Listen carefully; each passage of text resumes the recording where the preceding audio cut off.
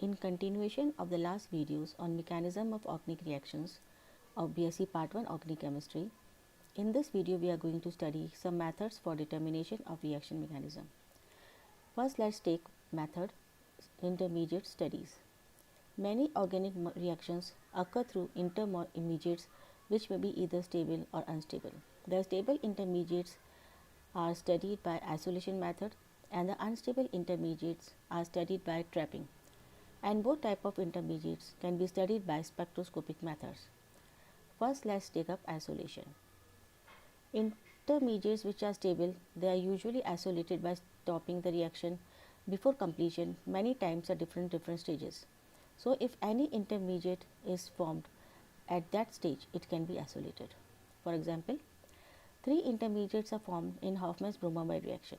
So if we see the mechanism, then we see that RCONH2 in the presence of bromine and KOH and the elimination of KBr and water produces intermediate 1.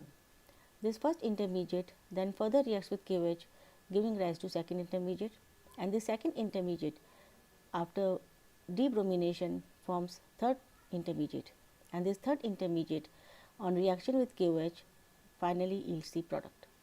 Thus, any proposed mechanism for the accepted mechanism must account for the formation of all the 1, 2 and 3 intermediates, and if any mechanism which cannot account for all these 3 intermediates cannot be validated.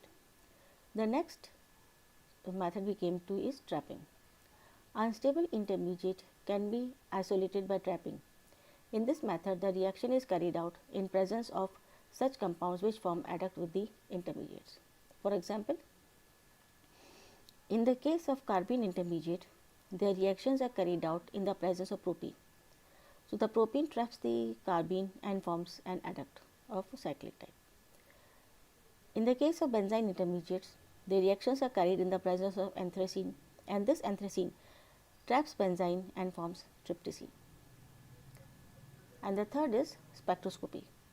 Formation of many intermediates can be detected by spectroscopic method. For example, in electrophilic substitution reaction of benzene, NO2 plus ion in the nitration of benzene is detected by Raman spectroscopy.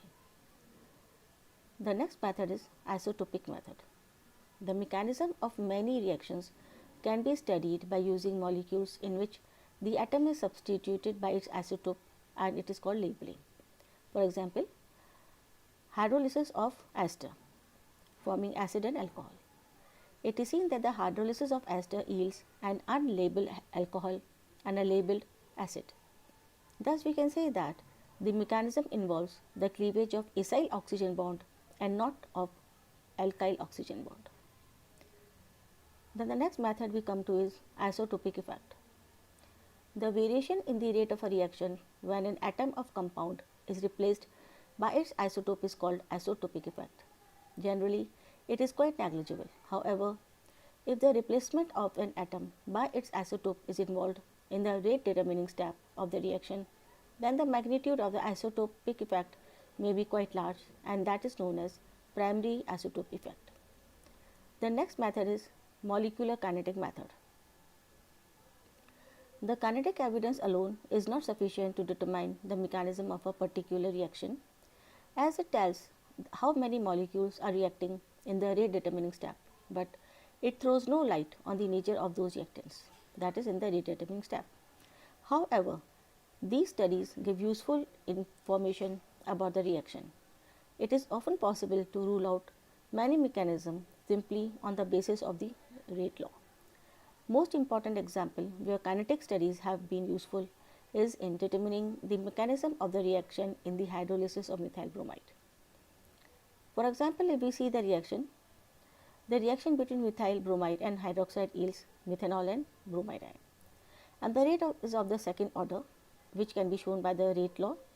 This equation says rate is equal to K concentration of methyl bromide into concentration of hydroxide, and here we see that the rate of the reaction depends on both the concentration of the methyl bromide and also of OH. So it is an SN2 mechanism. And now if we consider the mechanism, then we see that since it is a bimolecular reaction, hence both hydroxide molecule and methyl bromide molecule, they both react together, and we see that the bond between O of H and carbon is in the process of making, and the C and Br is in the process of breaking, and a transition complex is formed, in which we can clearly see that the bond between OH and carbon is in the process of making, and the bond between bromine and carbon is in the process of breaking, and this is a slow step. And as soon as the transition complex is formed, in a fast step, it splits into bromide ion and methyl hydroxide, or you can say methyl alcohol. Then we come to formal charge. Formal charge on an atom can be defined as the calculated charge present on the atom in a compound. Formal charge can be calculated by the formula formal charge is equal to Z minus U plus S, where Z is the number of the valence shell electron, U is the number of the unshared electrons, and S is the number of the bonds around the atoms. So, if we consider some examples, the first example we consider is calculation of formal charge on nitrogen and boron in the compound NH3BF3. So, we see that the formal charge on nitrogen is 5 minus 0 plus 4, that is 1, because here we see the Z is 5, unshared electron U is 0, and number of the bonds around is 4. In the case of boron, the formal charge comes to be 3 minus 0 plus 4, that is 1, Z is 3, U is 0, and S is 4. Now we take the second example of the calculation of formal charge on each atom in the HNO3. So the formal charge of HNO3 comes to be 1 minus 0 plus 1, that is 0. For formal charge of nitrogen, it is equal to 5 minus 0 plus 4, that is 1. And the formal charge of oxygen A is 6 minus 4 plus 2, that is 6 minus 6, comes to be 0. Now we come to the formal charge of oxygen B. So it is calculated as 6 minus 6 plus 1, or it is minus 1.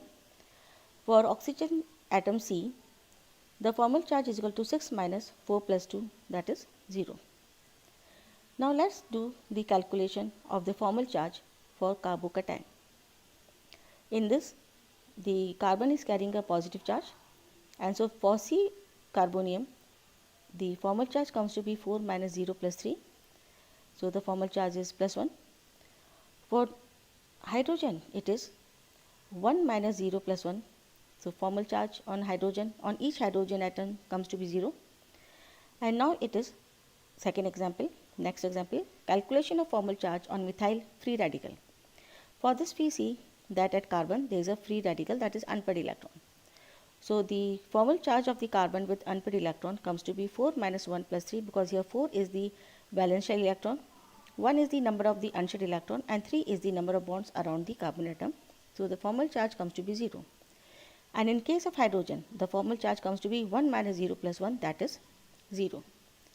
The next example we take is calculation of formal charge on dichlorocarbene. So here carbene has 2 unshared electrons. So the formal charge comes to be 4 minus 2 plus 2. 4 is valence shell electron, 2 is number of unshared electron, and 2 is the number of the bond around carbon with unpaired electron. So the 4 minus 4 comes to be 0. And if we consider Cl, then for Cl comes to be 7 minus 6 plus 1, that is 7 is the valence shell electron, 6 is the number of the unshared electrons, and 1 is the number of the bonds. So the formal charge comes to be 0 for each chlorine atom. The last example we do is calculation of formal charge on methyl carbene ion. Here the carbon carries the negative charge. So formal charge of carbon with negative charge is 4 minus 2 plus 3. That is 4 is the valence shell, 2 is the number of unshared electrons, and 3 is the number of the bonds around the carbon. And the formal charge comes to be minus 1. And if we consider formal charge on hydrogen, it comes to be 1 minus 0 plus 1, that is 0. That's all for today. Thank you.